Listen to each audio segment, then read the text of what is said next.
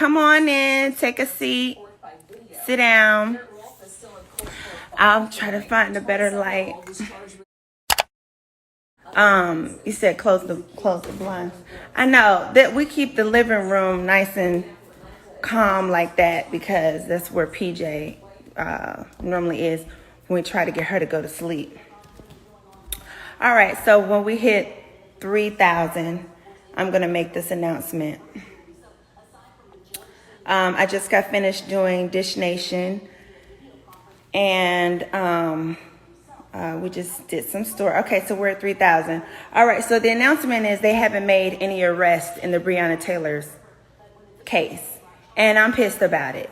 Okay, we just did a story on Dish Nation. On Dish Nation, we've been doing keeping up the conversation with Black Lives Matter, and we did the story on Breonna Taylor, and we got some more of the facts and everything that's going on in her case. The fact that when Breonna Taylor is who we're talking about, say her name, is when her mother got to the scene, the police actually asked her mother, do you know anybody who would want to kill your daughter, Breonna?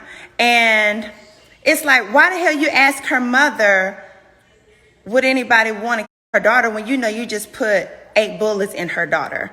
The police report that they filed was basically blank.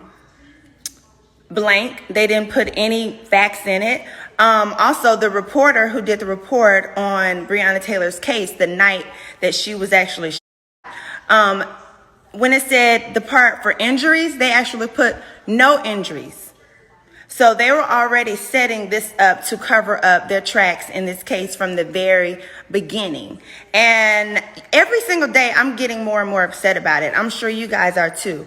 And I'm almost sick of posting about it. Like I'm like, okay, fine. I'm going to go on live and we're going to talk about Breonna Taylor. Like, we need to get some justice in this case. Like, can you imagine sitting in your home, sleep, in your sanctuary where you get your rest, where you have your family, where you leave the world, where the world outside of your doors is harmful, and you know we're already in a state of mind where we have to fear as African Americans when we leave our home, and now you are within your home where it's supposed to be safe and just a place where you feel comfortable, and you have somebody and you have the police come in your home that don't knock, and your boyfriend tries to defend you by shooting a warning shot to say, oh my God, someone's in the house, and then they fill you up with 8 bullets because they're in the wrong house. And even if it was the right house, it was the wrong way. And nothing is to be done. I'm sitting here with my mom and we're talking. I'm like, you know what? It needs to be from the top down. We're talking about Breonna Taylor's case. If anybody has just entered into the chat, it needs to be from the top down. Who did the paperwork? Who was the clerk who did the paperwork to say that this is the home that you all need to go into? Who was the police chief that actually signed that paperwork? Who signed that paperwork? Who sent them out there? Who sent those kids out to their home? At this point, everybody, because y'all have waited so long, we want everybody to be prosecuted at this point. We want everybody to get indicted at this point. Everybody, because this is just straight up disrespectful. Not only to me as an African American woman and to my other Black brothers and sisters, this should be disrespectful to any American, period. This is a fight of, this is civil rights at this point. This is the right of any human, any one of us who are in our home and could have them come in and shoot us like that. But it's not being paid attention to because it's a Black woman. And then they turn around and y'all passed the Breonna law that no more knock warrants. So you know that it's wrong. But the person who prompted you all to actually change and decide that you shouldn't do no more no knock warrants, you don't give any justice to her family. It's ridiculous. And so my thing is, when we were in the house during all you saw on TV, all the government was talking about was the frontline workers and how they mean so much to us, and how they're the ones who are out here saving our life right now. They're the ones who are keeping things going. They're the ones who are risking their life. Breonna Taylor was just that. She was a frontline worker. While we were sitting at home being comfortable, she was out here in the coronavirus. She was out here putting her life at risk. And then they killed her. And now what? She's no longer as important as y'all said before? Why isn't she still important when she was important just a little while ago, when y'all were praising all of the EMT workers and everybody who's on the front lines? She's still important. Her life mattered.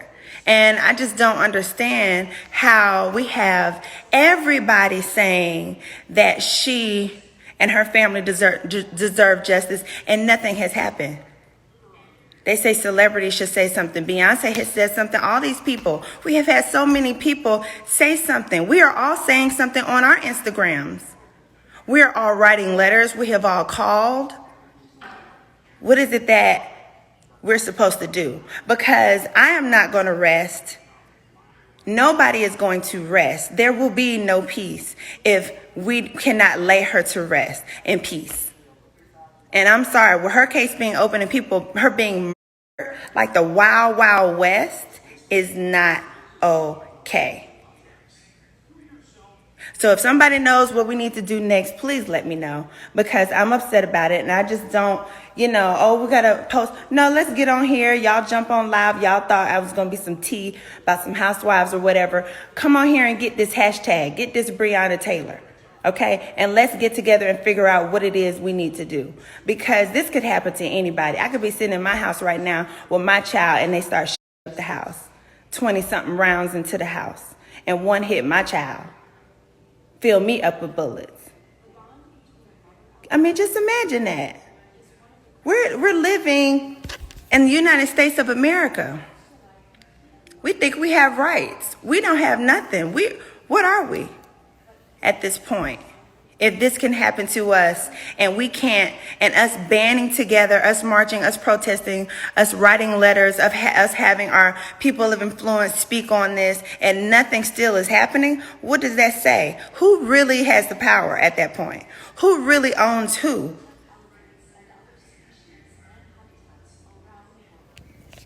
It's just sad. And then you think about Elijah's case and this young man, a beautiful person. Beautiful person. What more could he have possibly said to save his life that day? For real.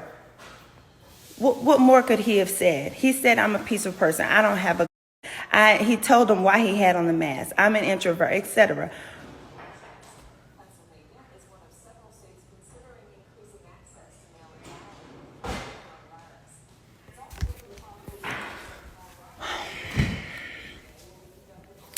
There's a lot of different things that I'm involved in to try to help bring about change, but it just doesn't help the fact that, I wake up every day and know that these people have been murdered and nothing is happening. Like, it's just hurtful. It really, really is. But we got to keep pushing. We got to keep doing everything we've been doing. We got to keep posting, got to keep talking about it. We can't take the fact that, now you turn on the news, all you hear about is corona.